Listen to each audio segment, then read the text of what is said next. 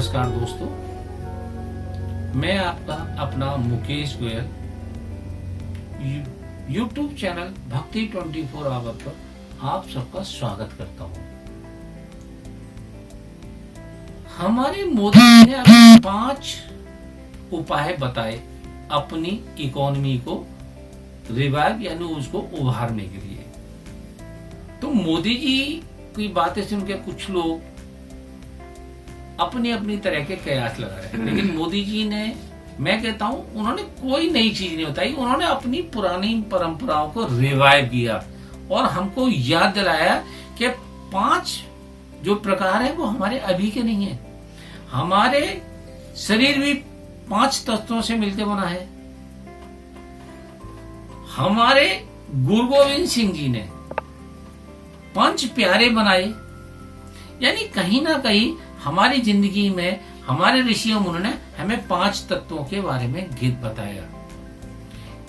इसी चीज को आगे बढ़ाते हुए हमारे इकोनॉमी रिवाइव करने के लिए प्रधानमंत्री मोदी जी ने हमें 5 स्तंभ बताए, 5 प्रकार की बातें बताई।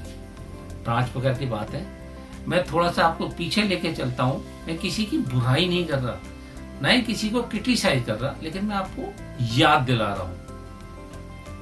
जैसे कि लाल झंडा यानी कम्युनिस्ट लोगों ने चाइना को बढ़ाने के लिए हमारे देश के लघु उद्योग, सूक्ष्म उद्योग, जो स्मॉल स्केल इंडस्ट्रीज में आते हैं, उन सबका बेड़ा गर्क करा दिया, उन सबको बंद करा दिया। कहां तो वो एक तरफ मजदूरों के साथी बनते हैं अपने आप को, और दूसरा हमारे लघु उद्योग उन्होंने बंद करा दिए चाइना से मिलकर। उसमें मैं कम्युनिस्टों को नहीं, उसमें कांग्रेस भी बहुत बड़ी जिम्मेदार है। हमारे यहाँ का बिजनेसमैन, हर बिजनेसमैन चोर नहीं है, लेकिन कुछ मक्कार लोग अपने प्रॉफिट के चक्कर में उन चीजों को उन्होंने बाहर से लेना, विदेश चाइना से लेना शुरू कर दिया। उसका असर क्या पड़ा? हमारी इकोनॉमी पड़ा। जो हमारे छोटे व्यापारी थे, मझोले जो काम करने वाले थे, या छोटी छोटी फैक्ट्रियां थी, या छोटे छोटे हाथों से काम करने वाले, जैसे लड़ियों की, बिजली की लड़ियों के बल्ब बनाने वाले, छोटी छोटी लड़ियां बनाने वाले, दीपक बनाने वाले, ट्यूबलाइट बनाने वाले, या और छोटे लघु उद्योग करने वाले, वो बेचारे सब काम अपना अपना ठप करके बैठ गए, क्योंकि उनका माल बाजार में बिक ही नहीं रहा था। उसका असर ये पड़ा कि हम लोग सारे बाहर के सामान पे धीमे धीमे चले गए। उसका असर हमारा पैसा जो हमारे यहाँ छोटे व्यापारी को, मजदूर को मिलना था, वो हमने वो पैसा बाहर भेजना शुरू कर दिया। लेकिन अभी क्या हुआ? ईश्वर ने हम उसको ईश्वर को समझ ही नहीं रहे थे। हम अपने आप को खुदा, भगवान, गॉड सब मान के चले थे कि हम महान हैं, लेकिन उसके एक फटके ने हमको सड़क पे ला दिया। आज सोचिए, कौन पड़ोसी हमारे पास काम करने आया? कोई नहीं आया। ना कोई गवर्नमेंट आई, ना ही कोई विदेशी फंड आया, ना ही किसी विदेशी कंपनी ने हमको फायदा दिया।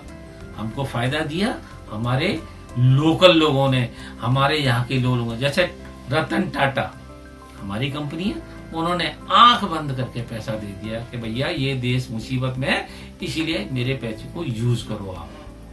और बहुत सारे लोग, मैं किस किस का नाम गिराऊंगा, एक का नाम गिराता हूँ। रतन टाटा जी हैं, जिसमें रिलायंस वाले हैं, इन लोगों ने महिंद्रा वाले हैं, इन लोगों ने बहुत सहयोग किया। अभी न तो कोक आया हमारे पास, न हमारे पास तुम्हारा बरिस्ता आया, न हमारे पास ये आपके किंग जो जंक फूड बनाता है, कैसा आप जंक फूड का, पिज्जा वाला भी नहीं आया। किसी ने मदद नहीं की। तो अब हमारा ये कर्तव्य बनता है कि हम हिंदुस्तान का बना हुआ सामान खाएं। हम ठान लें तो कोई लक्ष्य असंभव नहीं, कोई राह मुश्किल नहीं। और आज तो चाह भी है, राह भी है। ये है भारत को आत्मनिर्भर बनाना। भारत की संकल्प शक्ति ऐसी है कि भारत आत्मनिर्भर बन सकता है। साथियों, आत्मनिर्भर भारत की ये भव्य इमारत 5 पिलर्स पर खड़ी होगी। पहला पिलर इकोनॉमी। एक ऐसी इकोनॉमी जो इंक्रीमेंटल चेंज नहीं बल्कि क्वांटम जंप लाए। दूसरा पिलर इंफ्रास्ट्रक्चर। एक ऐसा इंफ्रास्ट्रक्चर जो आधुनिक भारत की पहचान बने। तीसरा पिलर हमारी सिस्टम। एक ऐसा सिस्टम जो बीती शताब्दी की रीति नीति नहीं बल्कि 21वीं सदी के सपनों को साकार करने वाली टेक्नोलॉजी ड्रिवन व्यवस्थाओं पर आधारित हो। चौथा पिलर हमारी डेमोग्राफी। दुनिया की सबसे बड़ी डेमोक्रेसी में हमारी वाइब्रेंट डेमोग्राफी हमारी ताकत है। आत्मनिर्भर भारत के लिए हमारी ऊर्जा का स्रोत है। पांचवा पिलर डिमांड। हमारी अर्थव्यवस्था में डिमांड और सप्लाई चेन का जो चक्र है, जो ताकत है, उसे पूरी क्षमता से इस्तेमाल किए जाने की जरूरत है। देश में डिमांड बढ़ाने के लिए, डिमांड को पूरा करने के लिए हमारी सप्लाई चेन के हर स्टेक होल्डर का सशक्त होना जरूरी है। हमारी सप्लाई चेन, हमारी आपूर्ति की उस व्यवस्था को हम मजबूत करेंगे जिसमें मेरे देश की मिट्टी की महक हो, हमारे मजदूरों के पसीने की खुशबू हो। हमारे देश में बहुत सारे प्रोडक्ट ऐसे हैं जो हम बनाते हैं, स्वदेशी कंपनियां बनाती हैं।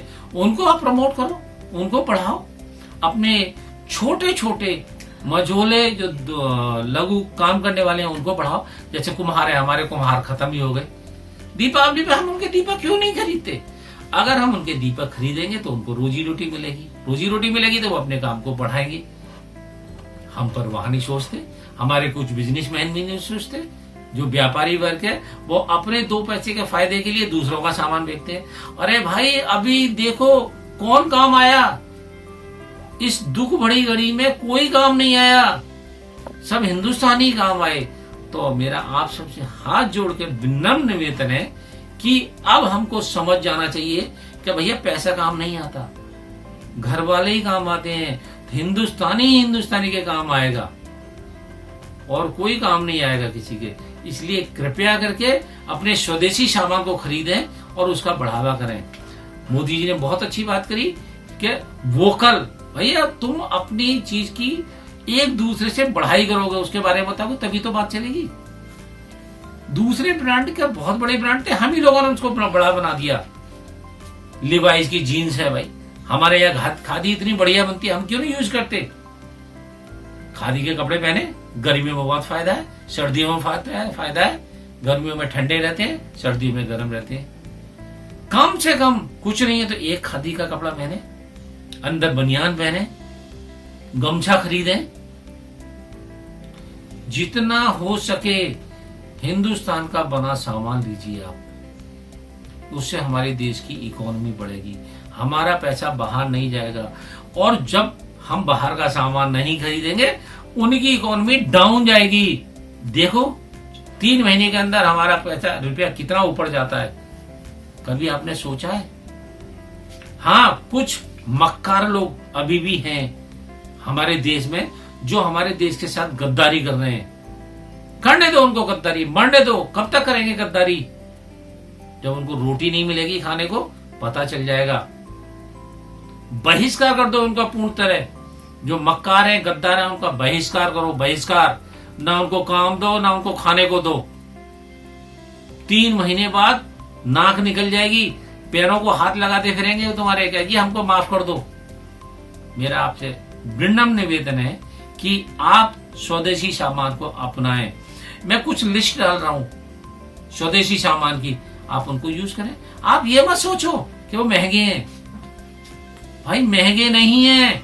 जब हम ज्यादा खरीदेंगे तो उनकी क्वांटिटी, उत्पादन ज्यादा होगा। जब उत्पादन ज्यादा होगा तो उनका सस्ता हो जाएगा। अभी हम खरीद ही नहीं रहे तो उनकी कॉस्ट बढ़ रही है। इसलिए कृपया करके स्वदेशी सामान को यूज करो, प्रयोग में लाओ। नमस्कार। आपको ये मेरी वीडियो कैसी लगी इसके बारे में कमेंट बॉक्स में जरूर लिखें और बेल आइकॉन को जरूर दबाएं। मेरे चैनल को सब्सक्राइब करें जिससे नई नई चीजें मैं आपको बता सकूं। धन्यवाद।